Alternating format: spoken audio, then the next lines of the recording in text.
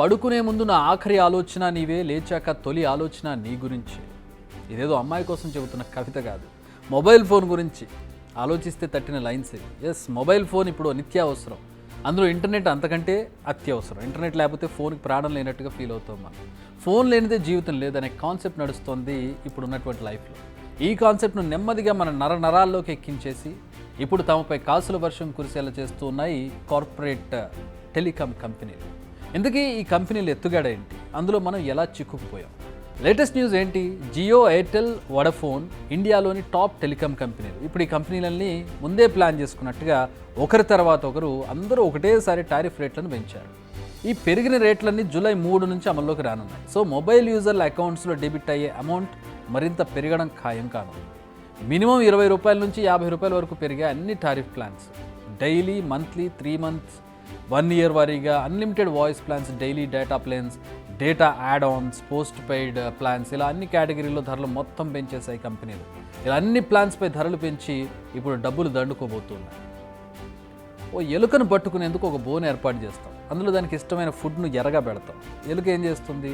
టేస్టీగా కనిపిస్తున్న ఎర్రవైపు చూస్తుంది, కానీ చుట్టూ ఉన్న బోన్ చూసుకోదు. అక్కడే వస్తుంది చిక్కు అంతా కూడా. లోపల చిక్కుకుంటుంది, గింజుకుంటుంది.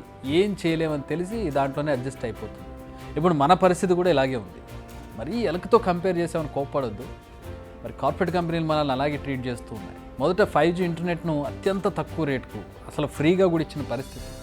కాల్స్లో క్వాలిటీ పెరిగింది. ఇంటర్నెట్ బ్రౌజ్ చేయడంలో అయితే ఓ విప్లవాత్మక మార్పు వచ్చేసింది. మన మొబైల్ ఫోన్స్లోనే ఇప్పుడు హై క్వాలిటీలో మ్యాచ్లు, మూవీస్ చూసే పరిస్థితి వచ్చేసింది. టీవీ దాకా కూడా వెళ్ళట్లేదు. ఎంటర్టైన్మెంట్ కానీ, ఫన్ ఎడ్యుకేషన్ కానీ, ఆఖరికి క్రైమ్ చేయడానికైనా ఆఖరికి షాప్కి వెళ్ళే టైం లేక ఆన్లైన్లోనే ఆర్డర్ పెట్టుకుంటూ ఉన్నాం. ఇలా దేనికైనా ఇంటర్నెట్ కావాల్సిందే. ఇంటర్నెట్ లేకపోతే ఫోన్కి అసలు ఒక సోల్, ఒక ప్రాణం లేనట్టుగా మనం ఫీల్ అవుతూ ఉంటాం. మొత్తంగా మనకు అత్యవసరమైన నిత్యావసర వస్తువుగా ఇంటర్నెట్ను మార్చేశారు. ఒకళ్ళ ఇంటికి వెళ్తే మంచినీళ్ళు ఇచ్చినా ఇవ్వకపోయినా పర్వాలేదు, కానీ వైఫై పాస్వర్డ్ మాత్రం ఖచ్చితంగా చెప్పాల్సిందే. సో ఫస్ట్ స్టెప్ను సక్సెస్ఫుల్గా కంప్లీట్ చేశారు. ఇక నెక్స్ట్ ఫేజ్లోకి వచ్చేసాయి టెలికాం కంపెనీలు. 4G, 5G మొదలైనటువంటి ఫస్ట్ డేస్లో జియో, ఎయిర్టెల్ రెండు ఉచిత డేటా సేవలను అందించాలని డిసైడ్ అయ్యాయి. అదే ఆఫర్ను చాలామందికి అందించాయి కూడా. దీంతో 5G డేటాను ఉపయోగించే వారి సంఖ్య చాలా వేగంగా పెరిగింది. ఏకంగా 17% 5G యూజర్లు పెరిగారు. వెరీ సూన్ ఇది 20% దాటిపోతుంది. సో త్వరలోనే ఈ కంపెనీలపై కాసుల వర్షం కురవడం ఖాయమని తెలుస్తోంది. మరి కార్పొరేట్ కంపెనీలు ఏం చెబుతున్నాయి? ఎలా తమ నిర్ణయాన్ని సరైనది అని వాదిస్తున్నాయి? టెలికాం కంపెనీలు ఏం చెబుతున్నాయంటే అమెరికా, యూరోప్ దేశాల్లో కంటే మన దగ్గర లైసెన్స్ ఫీజులు ఎక్కువగా ఉన్నాయి అని. అయితే కాల్ డేటా ఛార్జీలు మాత్రం ఆ దేశాల కంటే తక్కువగా ఉన్నాయి. అంటే మన దేశంలో లైసెన్స్ ఫీజు ఎక్కువ, కాల్ డేటా ఛార్జీలు తక్కువ. దీనికి తోడు కోవిడ్ నష్టాలు తమను ఇంకా వెంటాడుతున్నాయని చెబుతున్నారు. ఇప్పుడు కోవిడ్ ఏం సంగతి? బట్ ఇది మాత్రం అంత నమ్మేలా లేదన్నది యూజర్స్ చెబుతున్నమాట. ఎందుకంటే వినియోగదారుల సంఖ్య రోజు రోజుకు పెరుగుతుంది కానీ తగ్గడం లేదు. మొదటి డిసెంబర్ 2019లో టారిఫ్లను పెంచాయి టెలికాం కంపెనీలు. జియో 2016లో లాంచ్ అయిన తర్వాత అప్పుడు ఫస్ట్ టైం టారిఫ్ను పెంచింది. అప్పుడు 20 నుంచి 40% పెంచాయి కంపెనీలు. మళ్ళీ తర్వాత 2021లో 20% పెరిగింది. ఆ తర్వాత ఎయిర్టెల్ ఎంట్రీ లెవెల్ మొబైల్ ప్లాన్స్ని ఏకంగా 56% పెంచింది. ఇంత పెంపు జరిగిన తర్వాత కూడా వినియోగదారుల సంఖ్య పెరిగిందే కానీ ఏమాత్రం తగ్గలేదు. మారుమూల ప్రాంతాల్లో కూడా కరెంట్ లేని దగ్గర కూడా ఇప్పుడు ఇంటర్నెట్ ఉందంటే పరిస్థితి ఎలా ఉందో మనం అర్థం చేసుకోవచ్చు. నిజానికి టెలికాం రంగంలో జియో మోనోపోలీ చేయాలనుకుంది. జియో ఎంట్రీ ఇచ్చినప్పుడు ఉచిత tariff, unlimited calls, data offers కుమ్మరించింది. రిలయన్స్ పంద ఎప్పుడు ఇంతే.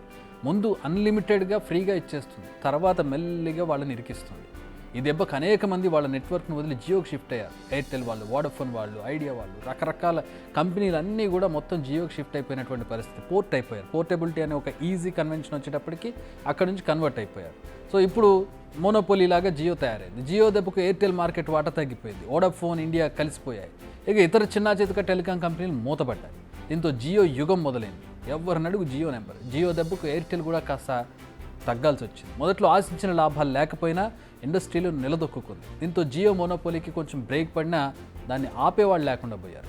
తక్కువ టారిఫ్ ఆశ చూపించి కావాల్సినంత మంది కస్టమర్ల టార్గెట్ రీచ్ అయ్యాక ఇప్పుడు తన అసలు వ్యూహాన్ని అమలు చేస్తున్నట్టుగా కనిపిస్తోంది జియో. ఇక ఎయిర్టెల్ పరిస్థితి ఎలా తయారైందంటే జియో ధరలు పెంచడమే ఆలస్యం, గంటల్లోనే ఎయిర్టెల్ కూడా ధరలు పెంచేస్తుంది.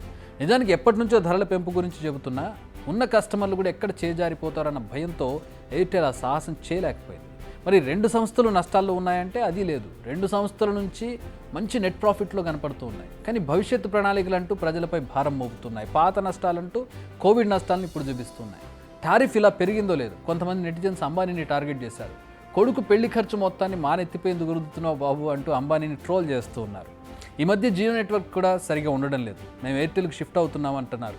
కానీ కొన్ని గంటల్లోనే ఎయిర్టెల్ కూడా జియో రూట్లో నడిచింది. దీంతో ఇక బిఎస్ఎన్ఎల్ షిఫ్ట్ అయిపోయేందుకు రెడీ అవ్వండి అంటూ పిలుపునిస్తున్నారు. ఇక్కడ ఇంకో న్యూస్ ఏంటంటే ఆగస్టు నుంచి దేశవ్యాప్తంగా బిఎస్ఎన్ఎల్ 4G సర్వీసెస్ స్టార్ట్ కానున్నాయి. ఆ 5G ఏదో తీసుకొచ్చేయండి, అందరం షిఫ్ట్ అయిపోతాం అంటూ ఉన్నారు. ఓవరాల్గా చూస్తే కస్టమర్స్ పరిస్థితి ముందు చూస్తే నొయ్యి, వెనక చూస్తే గొయ్యి అన్నట్టుగా తయారైంది. ఇప్పుడు రీఛార్జీలు చేసుకోకుండా ఉండలేరు, అలా అని హ్యాపీగా డబ్బు ఖర్చు చేయలేరు. కానీ ఇంటర్నెట్ మాత్రం తప్పనిసరి. బిగ్ టీవీ అవుట్లుక్ కథనాలు నచ్చితే వెంటనే బిగ్ టీవీ ఛానల్ ను సబ్స్క్రైబ్ చేయండి.